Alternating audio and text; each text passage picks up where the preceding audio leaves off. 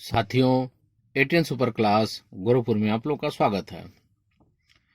साथियों, 69,000 शिक्षक भर्ती से संबंधित महत्वपूर्ण बातें बताएंगे।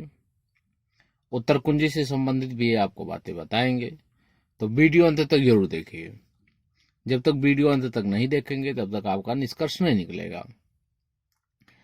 साथियों, कुछ लोग अभी भी असमंजस की स्थिति में रहते हैं।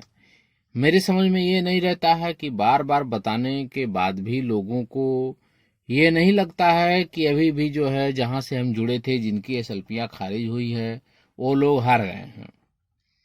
अभी भी बहुत सारे साथी जो है गुमराह हो रहे हैं। एक बार कल परसों की घटना है, कोई जो है साथी थे जो बार बार रो रही थी। तो मैंने कहा कि जो व्यक्ति को पहले से बताना चाहिए, अगर आप उनके साथ जुड़ गए हैं तो उन्होंने आपको यदि नहीं बताया है तो उनकी गलती है, और आप जुड़े हुए हैं, आपको जानकारी पूरी नहीं है तो आपकी भी गलती है। दोनों लोगों की गलती है। एक की गलती कैसे मान लिया जाए, क्योंकि आप पढ़े लिखे हैं, आपको भी जागरूकता होनी चाहिए। एकदम आप पूर्ण रूप से किसी के ऊपर विश्वास ना करें। पहले बात, आप पढ़े लिखे हैं, आप स्वयं समझें। क्योंकि एक ही साथी कह रहे थे जो उस दिन 11 तारीख को ये सल्पियां जो खारिज हुई हैं, और शाह के जोसफ के बेंच में भी लगी हुई है। हमने कहा इस तरह तो जोसफ के बेंच में हमारी एसएलपी लगी हुई है, हमारी केस लगी हुई है, लेकिन यदि ये कहना कि नहीं हमारा डिसमिस हो गया था, फिर हम वहां ले लिए हैं, हमारा वहां भी लगा हुआ है, तो आपको एक चीज और बता दें। यदि कोई भी व्यक्ति यहां से डिसमिस हो चुका है और वह डबल बेंच में पार्टी नहीं है, वो डबल बेंच में पार्टी नहीं है, और एक बार खारिज हो गया, उसकी डिसमिस हो गई, किस आधार पे वह अपने आप को जोड़ने की कोशिश कर रहा है? क्योंकि वो सरकार गई हुई है, तो आप किस आधार पे जा रहे हैं? उसका आधार क्या है? जिस प्रकार आप यहां नहीं बताए इतनी एसएलपियां खारिज हो गई, 10-12 एसएलपियां खारिज हो गई, वहां भी आप नहीं बता रहे हैं कि आखिर में उसका आधार क्या है, ले जाने का आधार क्या है। अगर आप लोगों को ये बताने में लग गए कि जोसफ की बेंच में हमारी भी केस लगी हुई है, खारिज होने के बाद एक हम डाले हुए थे, तो हम कह रहे हैं किस आधार पे आप लेके जा रहे हैं? जो बच्चे यहाँ खारिज हो गए हैं, उन्हीं बच्चों को यदि वहां भी जोड़े होंगे आप, या अपने आप को जोड़े होंगे, या किसी को जोड़े होंगे, तो कहीं आपके ऊपर सरकार 420 का मुकदमा ना कर दे कोर्ट को गुमराह करने के एवज में। क्योंकि आप तत्काल दोनों जगह किस आधार पे लेकर के गए हुए हैं? वहां पे ये आप दिखाना चाह रहे थे कि मतलब हम बहुत होशियार हैं और कोर्ट बेवकूफ बैठी हुई है, तो कहीं ना कहीं उसका खामियाजा आपको भुगतना पड़ेगा, फिर भुगतना पड़ेगा, आपको भुगतना पड़ेगा, और आपके साथ में जितने भी लोग हैं उनको भी भुगतना पड़ेगा। आप कहेंगे सरकार नहीं बोलेगी तब। अरे सरकार नहीं बोलेगी तो जब नौकरी की पारी आएगी तो बहुत सारे साथी उसका विरोध करेंगे, क्योंकि नौकरी की बात है। जब सीटों की बात आने लग जाएगी कि सीट एक सीमित संख्या में है, तब आप ही के साथ के लोग, दूसरे साथ के लोग विरोध करेंगे आपका, तब आपके ऊपर खिलाफ मुकदमा दर्ज हो जाएगा। दोनों आप किस आधार पे लेके, क्योंकि यहाँ आप भी क्वेश्चन की मांग कर रहे हैं, यहाँ भी क्वेश्चन की आप मांग कर रहे हैं, इसके मतलब आप बेवकूफ बना रहे हैं सबको, बैठ करके कोर्ट को बेवकूफ बना रहे हैं। जब वहां पे आप लेकर के गए थे ललित के बेंच में, तब भी तो क्वेश्चन की डिमांड कर रहे थे, तभी तो उस पे ललित साहब ने सुनने से मना कर दिया, तो आपकी ग्राउंड तो वही हो गई। सेम यहाँ भी उसी आधार पे आप आ रहे हैं कि हमारे को क्वेश्चन को सुना जाए। तो क्वेश्चन को किस आधार पे सुना जाएगा? क्या आधार आप बना रहे हैं कि सेम जो है डेट में यहाँ भी डाल के बैठे हैं, दूसरे बेंच में भी डाल के बैठ जाएंगे, एक ही डेट में दोनों लगा हुआ है? कितना बढ़िया है कि मतलब दो दो एसपी को जो है लेटर दे दिया जाए, और दोनों एसपी जो है अलग अलग निस्तारण अगर कर देते हैं तो वल्ले वल्ले हो जाएगा। इसके मतलब आप दोनों को बेवकूफ समझ रहे हैं, अपने आप को होशियार समझ रहे हैं, तो कहीं इसका उल्टा गेम ना हो जाए। दूसरी बात, यहाँ आप चलते हैं अपने मुद्दे पे करते हैं कि अभी भी हम कह रहे हैं कि हाई कोर्ट में सिर्फ याचियों को ही राहत दी गई थी। याची के अलावा किसी को राहत नहीं दी गई कि जनरल कोई आर्डर हो। अगर हाई कोर्ट डबल बेंच में यह आदेश आ गया है कि केवल याचियों को लाभ मिलेगा, तो आखिर में जो भी निर्णय होगा वो याचियों पर ही निर्णय होगा। ये आप ना सोचें कि जनरल आर्डर होगा। जनरल आर्डर होने की कोई संभावना ही नहीं है। जनरल आर्डर हो ही नहीं सकता है। केवल और केवल याचियों के मुद्दे पर ही बात होगी और याचियों को ही लाभ मिलेगा। चाहे 1 नंबर बढ़े, चाहे 2 नंबर बढ़े, चाहे 3 नंबर बढ़े, चाहे 4 नंबर, चाहे 5 नंबर। अब विभिन्न प्रश्नों पे नंबर बढ़ने की ज्यादा संभावना दिखती है और यही प्रबल मुद्दे इस समय उठाए जाएंगे।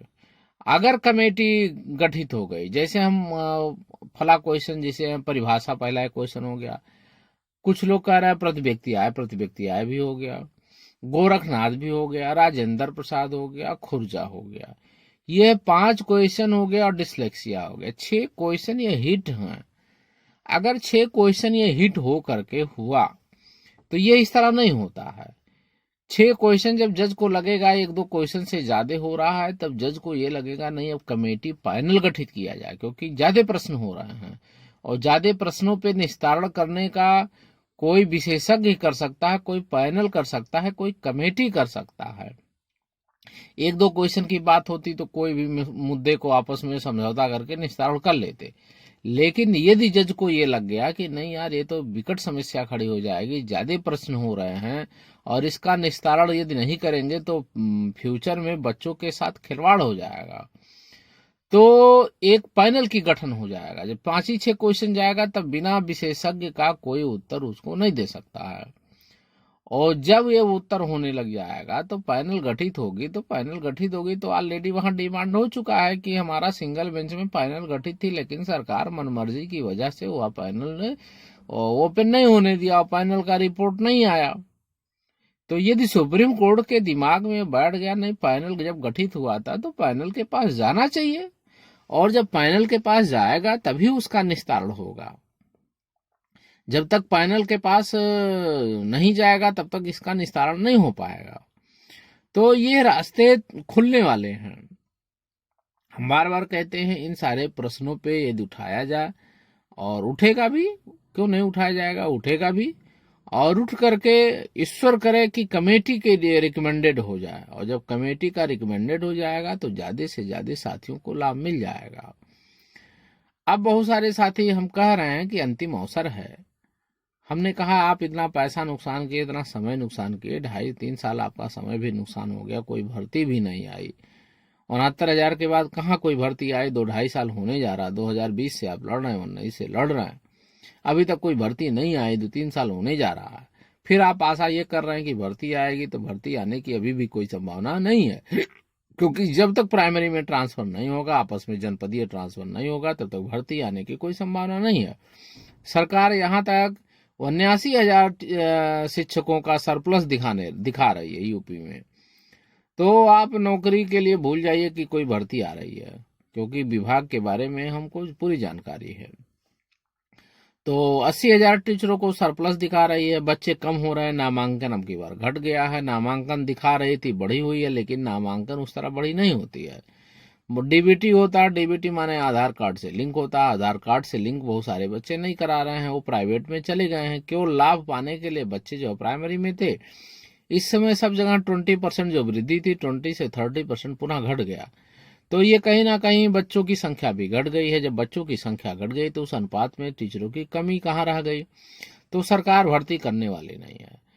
अब मेरा मतलब यही है कि आप जब शुरू से आप लड़ रहे हैं, 3 साल आपने समय नुकसान कर दिया है, अंतिम अवसर है सुप्रीम कोर्ट का, अंतिम अवसर है, जुड़ जाए।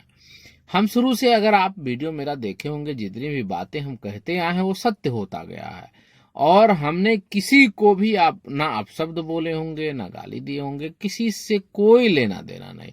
जिसकी जैसी मानसिकता होती है वह व्यक्ति वैसा ही अपना विचार व्यक्त करता है। हमने किसी के बारे में कुछ नहीं कहा और ईश्वर हमेशा साथ देता रहा। आज भी हम कह रहे हैं कि यदि सुप्रीम कोर्ट से केस खारिज होता है तब भी 2 नंबर आपको बढ़ेगा, नंबर वहां अवश्य बढ़ेगा, क्योंकि सरकार गई है, सरकार की केस खारिज होगी। जैसे सरकार की केस खारिज होगी तो हाई कोर्ट में जो है कोर्ट ऑफ कंटेम्प्ट चल रहा है, और जब कोर्ट ऑफ कंटेम्प्ट चल रहा है तो आपको लाभ अवश्य मिल जाएगा। इसलिए किसी को घबराने की जरूरत भी नहीं है, क्योंकि नंबर बढ़ा हुआ है। और जब आप जुड़े रहेंगे सुप्रीम कोर्ट में तो अन्य प्रश्नों पर भी सुनवाई जब हो जाएगी तो आपको लाभ अवश्य मिलेगा। और सुनवाई होना सुनिश्चित है। क्यों इसलिए सुनिश्चित है? क्योंकि हम डिमांड करेंगे उस तरह प्रेयर करेंगे। हमारा एक फाइल जा चुकी है, दूसरी फाइल भी जा चुकी है, तीसरी के लिए हम बना रहे हैं। अभी भी साथी जुड़ते जा रहे हैं। 29 तारीख को डेट भी लगी हुई है। तो सभी साथियों से कहना चाहते हैं कि आप जरूर फाइल में जुड़ जाएं, आपको लाभ अवश्य मिलेगा। और आप इधर उधर की बातों में गुमराह न होइए। तो यदि चैनल को अभी सब्सक्राइब नहीं किए हैं, जरूर सब्सक्राइब करें, लाइक करें, शेयर करें। धन्यवाद।